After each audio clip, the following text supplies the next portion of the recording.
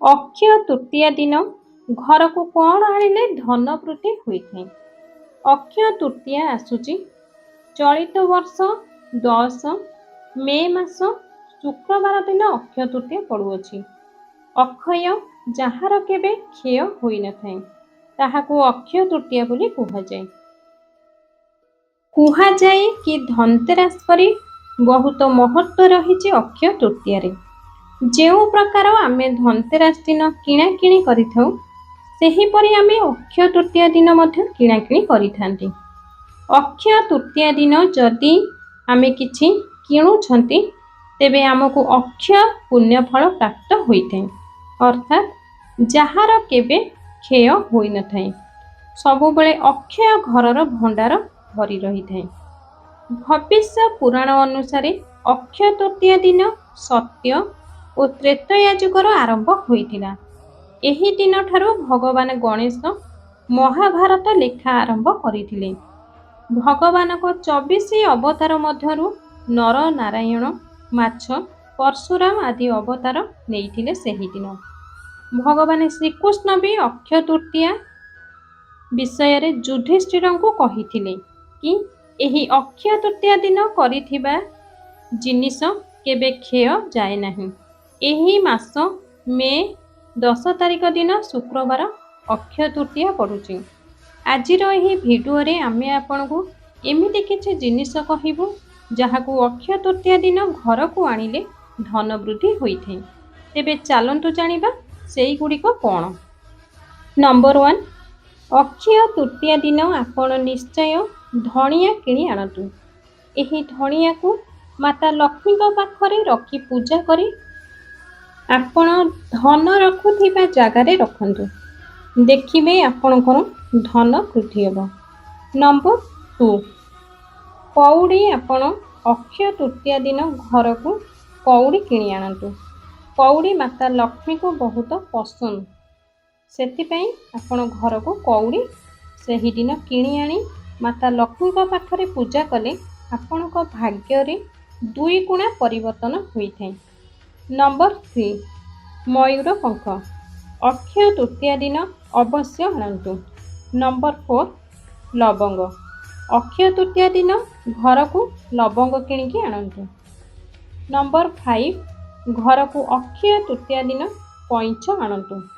Number 6, Akshaya Tritiya ଦିନ ମାତା ଲକ୍ଷ୍ମୀଙ୍କର ଚରଣ ଆଣନ୍ତୁ। ନମ୍ବର 7, ଅକ୍ଷୟ ତୃତୀୟା ଦିନ ଚାଉଳ କିଣି ଆଣି ସେଥିରେ ହଳଦୀ ମିଶାଇ ଭଗବାନ ବିଷ୍ଣୁ ଓ ନାରାୟଣଙ୍କୁ ତିଳକ ଲଗାନ୍ତୁ। ନମ୍ବର 8, ଅକ୍ଷୟ ତୃତୀୟା ଦିନ ଝାଡ଼ୁ ଘରକୁ ନିଶ୍ଚୟ କିଣିକି ଆଣନ୍ତୁ। ନମ୍ବର 9, ଅକ୍ଷୟ ତୃତୀୟା ଦିନ ମାତା ଲକ୍ଷ୍ମୀ ଓ ଭଗବାନ ଗଣେଶଙ୍କର ମୂର୍ତ୍ତି ଘରକୁ ଆଣନ୍ତୁ। ନମ୍ବର 10, ଅକ୍ଷୟ ତୃତୀୟା ଦିନ ମାତାଙ୍କୁ ପଦ୍ମମାଳା ଦିଅନ୍ତୁ। ଅକ୍ଷୟ ତୃତୀୟା ଦିନ ଏହି 10ଟି ଜିନିଷ ଭିତରୁ ଗୋଟିଏ ଆଣିଲେ ସୁଦ୍ଧା ଆପଣଙ୍କ ଘରେ ଧନ ବଢ଼ିବ, ଅଭାବ ରହିବ ନାହିଁ। ଅକ୍ଷୟ ତୃତୀୟାର ହିନ୍ଦୁ ଧର୍ମରେ ଅନେକ ମହତ୍ତ୍ୱ ରହିଛି। ଅକ୍ଷୟ ତୃତୀୟା ଦିନ ସୁନା ଚାନ୍ଦି କିଣିବା ସହ କୌଣସି କାର୍ଯ୍ୟର ଶୁଭାରମ୍ଭ କରିବା ଅତ୍ୟନ୍ତ ଶୁଭ ବୋଲି ମାନ୍ୟତା ରହିଛି। ମାନ୍ୟତା ଅନୁଯାୟୀ ଏହି ଦିନ ଜିନିଷ କିଣିବାର ଶୁଭ ମୁହୂର୍ତ୍ତର ଆବଶ୍ୟକତା ନାହିଁ। ଏହିଭଳି ଅନେକ ଲୋକ ଅଛନ୍ତି ଯାହାକି ସୁନା ଚାନ୍ଦି କିଣିବା କଷ୍ଟକର ହୋଇପଡ଼େ। ଏଥିପାଇଁ ଆଉ କିଛି ଚିନ୍ତା ନାହିଁ। ସୁନା ଚାନ୍ଦି ବ୍ୟତୀତ ଏଭଳି କିଛି ସହଜ ଜିନିଷ ବିଷୟରେ ଜାଣନ୍ତୁ ଯାହାକୁ କିଣିବା ଦ୍ୱାରା ସୁନା ଚାନ୍ଦି କିଣିବା ଭଳି ଶୁଭ ଫଳ ପ୍ରାପ୍ତି ହୋଇଥାଏ। ମାତା ଲକ୍ଷ୍ମୀ ଓ ଭଗବାନ ବିଷ୍ଣୁଙ୍କର କୃପା ପ୍ରାପ୍ତି ହୋଇଥାଏ। ଆର୍ଥିକ ସମସ୍ୟା ଦୂର ହେବା ସହ ଆପଣଙ୍କ ଘରେ ସୁଖ ସମୃଦ୍ଧି ବୃଦ୍ଧି ହୋଇଥାଏ। ଅକ୍ଷୟ ତୃତୀୟା ଦିନ ରୋହିଣୀ ନକ୍ଷତ୍ର ସହ ସୁକର୍ମା ଯୋଗ ସୃଷ୍ଟି ହେବାକୁ ଯାଉଛି। ଏହା ଅତ୍ୟନ୍ତ ଶୁଭ ହୋଇଥାଏ। ତେଣୁ ସୁନା ଚାନ୍ଦି ନ କିଣି ପାରିଲେ ଏହି ବିଶେଷ ଜିନିଷ ନିଶ୍ଚିତ କିଣନ୍ତୁ। ଏହା ଦ୍ୱାରା ମାତା ଲକ୍ଷ୍ମୀ ପ୍ରସନ୍ନ ହୋଇଥାନ୍ତି। ଆପଣଙ୍କ ଘରେ ସୁଖ ସମୃଦ୍ଧି ବୃଦ୍ଧି ହୋଇଥାଏ। ମାତା ଲକ୍ଷ୍ମୀଙ୍କ ପୂଜାରେ ହଳଦିଆ ସୋରିଷ ଓ ଯଅ ଅର୍ପଣ କରାଯାଏ। ତେଣୁ ଅକ୍ଷୟ ତୃତୀୟା ଦିନ ହଳଦିଆ ସୋରିଷ ନିଶ୍ଚୟ କିଣନ୍ତୁ। ଅକ୍ଷୟ ତୃତୀୟା ଦିନ କଉଡ଼ି କିଣି ମାତା ଲକ୍ଷ୍ମୀଙ୍କ ଚରଣରେ ଅର୍ପଣ କରନ୍ତୁ ଏବଂ ତା ପରଦିନ ଏହି କଉଡ଼ିକୁ ଲାଲ କପଡ଼ାରେ ବାନ୍ଧି ନିଜ ଆଲମିରାରେ ରଖନ୍ତୁ। ଏହା କରିବା ଦ୍ୱାରା ଆର୍ଥିକ କ୍ଷେତ୍ରରେ ଲାଭବାନ ହେବେ ଏବଂ ଧନର ଅଭାବ କେବେ ବି ହେବ ନାହିଁ। ଅକ୍ଷୟ ତୃତୀୟା ଦିନ ମାଟିର ମାଠିଆ କିଣିପାରିବେ।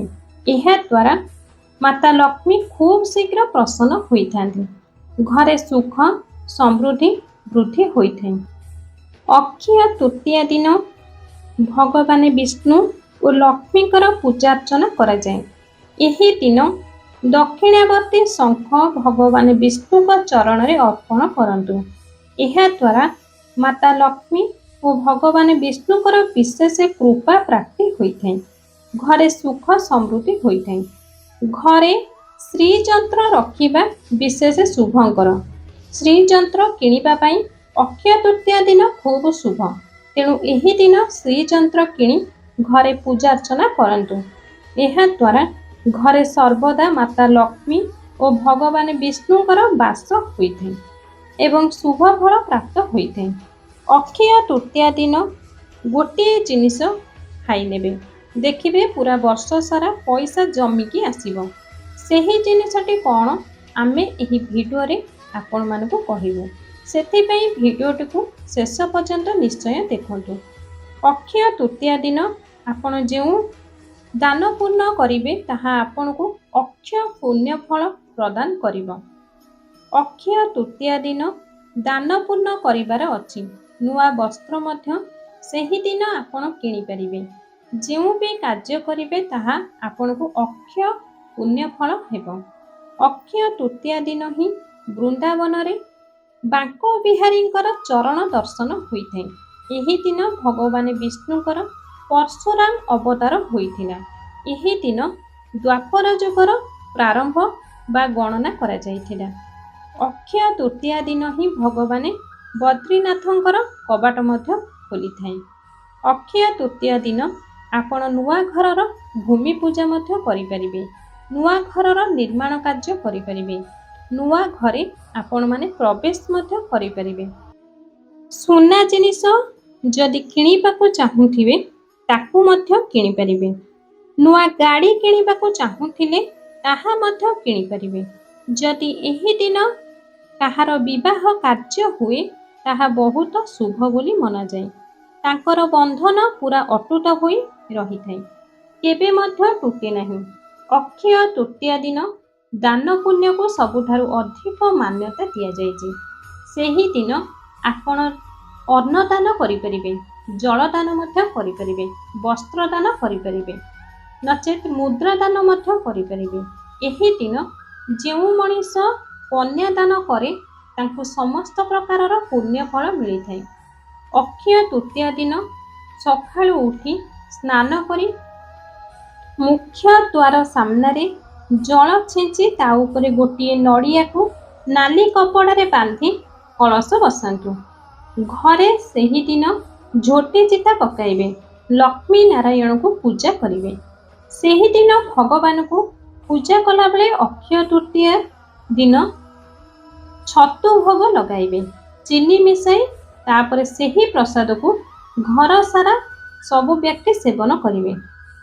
ଶାସ୍ତ୍ରରେ ଲେଖାଯାଇଛି ଅକ୍ଷୟ ତୃତୀୟା ଦିନ ଯେଉଁ ବ୍ୟକ୍ତି ଏହି ଛତୁ ଖାଇ ନିଅନ୍ତି ତାଙ୍କ ଘରେ ମାତା ଲକ୍ଷ୍ମୀ ଓ କୁବେର ଭଗବାନ ଧନର ବର୍ଷା କରନ୍ତି। ସେହି ବର୍ଷ ସାରା ତାଙ୍କ ଘରେ କେବେ ବି ଧନର ଅଭାବ ରୁହେ ନାହିଁ। ସେଥିପାଇଁ ଅକ୍ଷୟ ତୃତୀୟା ଦିନ ନିଶ୍ଚୟ ଏହି ଛତୁଆ ଖାଇ ନେବେ। ଅକ୍ଷୟ ତୃତୀୟା ଦିନ ଗାଈକୁ ଖୁଆଇ ଦିଅନ୍ତୁ। ଏହି ଗୋଟିଏ ଜିନିଷ ଅକ୍ଷୟ ଧନ ମିଳିବ, ସବୁ ମନସ୍କାମନା ପୂର୍ଣ୍ଣ ହେବ। ପ୍ରତ୍ୟେକ ହିନ୍ଦୁମାନେ ଗାଈମାନଙ୍କୁ ଖୁଆଇ ଦିଅନ୍ତୁ। ଏହି ଗୋଟିଏ ଛୋଟିଆ ଜିନିଷ ଆଉ ପୁରା ବର୍ଷ ଧନ ଅନ୍ନ ଦୌଲତ ଭରି ହୋଇ ରହିବ। ଆପଣଙ୍କ ଭାଗ୍ୟ 100 ଗୁଣା ବଢ଼ିଯିବ। ଆମ ହିନ୍ଦୁ ଧର୍ମରେ ଗାଈକୁ ଗୋମାତା ରୂପରେ ପୂଜା କରାଯାଏ। ଗୋମାତାଙ୍କ କ୍ଷୀର ମା କ୍ଷୀର ସହିତ ସମାନ। ଗୋମାତାଙ୍କ ଦେହରେ 33 କୋଟି ଦେବୀ ଦେବତା ବାସ କରିଥାନ୍ତି। ଏହି ପବିତ୍ର ଅକ୍ଷୟ ତୃତୀୟା ପଡ଼ୁଅଛି ବହୁତ ସିଦ୍ଧି ଯୋଗ। ଅକ୍ଷୟ ତୃତୀୟା ଦିନ ଗୋମାତାଙ୍କୁ ପୂଜା କରନ୍ତୁ। ଲକ୍ଷ୍ମୀ ଦେବୀ ସନ୍ତୁଷ୍ଟ ହେବେ। ଗୋମାତାଙ୍କର ପାଦ ଧୂଳି ଆପଣଙ୍କ ମଥାରେ ଲଗାଇଲେ ମନ ଶାନ୍ତି ରୁହେ। ଗୋମାତାର ଧୂଳି ମୁଣ୍ଡରେ ଲଗାଇଲେ ଗ୍ରହମାନଙ୍କର କୁପ୍ରଭାବ ଦୂର ହୋଇଥାଏ। ଯଦି ଆପଣ ଶନି ଗ୍ରହ ପ୍ରଭାବରେ ବିଚଳିତ ଅଛନ୍ତି, ତେବେ ମସ୍ତକରେ ଏହି ଗୋମାତାର ଧୂଳିକୁ ଲଗାନ୍ତୁ। ଶନି ଗ୍ରହ ଶାନ୍ତ ହୋଇଯିବେ। ଏବେ ଆସନ୍ତୁ ଜାଣିବା ଗୋମାତାଙ୍କୁ ଆମେ ଅକ୍ଷୟ ତୃତୀୟା ଦିନ କ'ଣ ଖାଇବାକୁ ଦେଲେ ଆପଣ ଗରିବରୁ ଧନୀ ବନିବେ, ଧନବାନ ହେବାର ରାସ୍ତା ଖୋଲିଯିବ। ଏହାଦ୍ୱାରା ଆପଣଙ୍କର ବନ୍ଦ ଥିବା ଭାଗ୍ୟ ମଧ୍ୟ ଖୋଲିଯିବ। ପବିତ୍ର ଅକ୍ଷୟ ତୃତୀୟା ଦିନ ଏହି 9ଟି ଜିନିଷ ମଧ୍ୟରୁ ଯେକୌଣସି ଗୋଟିଏ ଜିନିଷ ଖୁଆଇ ଦିଅନ୍ତୁ। ପ୍ରଥମ ଜିନିଷଟି ହେଉଛି ସାଧା ଚାଉଳ ଓ ରୁଟି। ଯଦି ଆପଣ ଅକ୍ଷୟ ତୃତୀୟା ଦିନ ଗୋମାତାଙ୍କୁ ସାଧା ଚାଉଳ ଓ ରୁଟି ଖୁଆଇ ଦିଅନ୍ତି, ତେବେ ଆପଣଙ୍କ ଭାଗ୍ୟ ଖୋଲିଯାଏ। ପୁରା ଧନର ବର୍ଷା ହେବାକୁ ଲାଗିବ। ଦ୍ୱିତୀୟରେ ହେଉଛି ଖସା ବା ଖସା ଲଡ଼ୁ। ତୃତୀୟ ଜିନିଷଟି ହେଉଛି 3 ମୁଠା ଗହମ। ଚତୁର୍ଥ ଜିନିଷଟି ହେଉଛି ଗୋଟିଏ ବାଲ୍ଟି ଚିନି ପାଣି ଗୋମାତାଙ୍କୁ ଦିଅନ୍ତୁ। ପଞ୍ଚମ ଜିନିଷଟି ହେଉଛି ଜଉ। ଷଷ୍ଠ ଜିନିଷଟି ହେଉଛି ଆଖୁ ରସ। ସପ୍ତମ ଜିନିଷଟି ହେଉଛି ମହୁ। ଅଷ୍ଟମ ଜିନିଷଟି ହେଉଛି ବୁନ୍ଦି ଲଡ଼ୁ। ନବମ ଜିନିଷଟି ହେଉଛି ଗୁଡ଼ ଓ ଚଣା। ଅକ୍ଷୟ ତୃତୀୟା ଦିନ ଗୋମାତାଙ୍କୁ ଗୁଡ଼ ଓ ଚଣା ନିଶ୍ଚୟ ଖୁଆଇ ଦିଅନ୍ତୁ। ଦେଖିବେ ଏତେ ଟଙ୍କା ଆସିବାକୁ ଲାଗିବ, ଟ୍ରେଜେରୀ ମଧ୍ୟ ଭର୍ତ୍ତି ହୋଇଯିବ। ଭିଡ଼ିଓଟି ଯଦି ଆପଣଙ୍କୁ ଭଲ ଲାଗିଥାଏ, ତେବେ ଭିଡ଼ିଓଟିକୁ ଗୋଟିଏ ଲାଇକ୍ କରିବା ସହିତ ଭିଡ଼ିଓଟିକୁ ଅଧିକରୁ ଅଧିକ ସେୟାର କରନ୍ତୁ। ରହୁଛି। ନମସ୍କାର। ଜୟ ଜଗନ୍ନାଥ।